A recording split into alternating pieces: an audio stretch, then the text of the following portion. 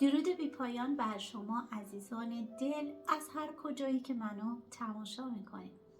با یه برنامه دیگه در خدمت شما عزیزان دل هستم. یه بار دیگه خودم رو برای دوستانی که تازه به صفحه من جوین شدن معرفی میکنم.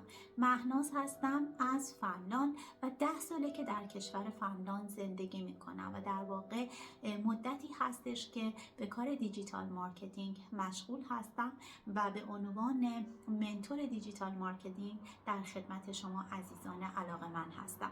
امروز میخوام به 2 تا از مزایای خوب بیزینس خودمون اشاره بکنم. اول اینکه در سیستم ما یک پلتفرم آموزشی در واقع در نظر گرفته شده برای علاقه‌مندانی که بیزینس خودشون رو شروع میکنن که این پلتفرم آموزشی گام به گام و مرحله به مرحله و ویدیو محور هست و عزیزان رو کمک میکنه تا بتونن بیزینس خودشون رو ران بکنن.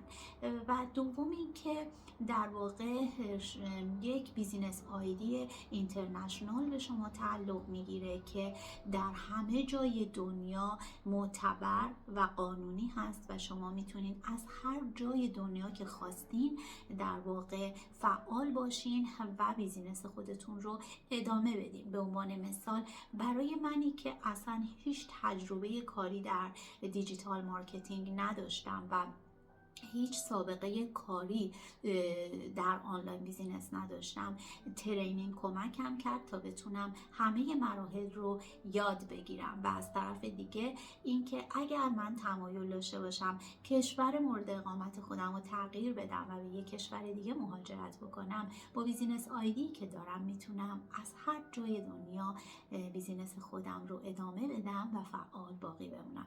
این 2 تا از مزایایی بود که خواستم بهش اشاره بکنم. تو ویدیوهای بعدی من به مزایای دیگری از این بیزینس اشاره خواهم کرد. منو دنبال کنین. دوستتون دارم. فعلا خداحافظ.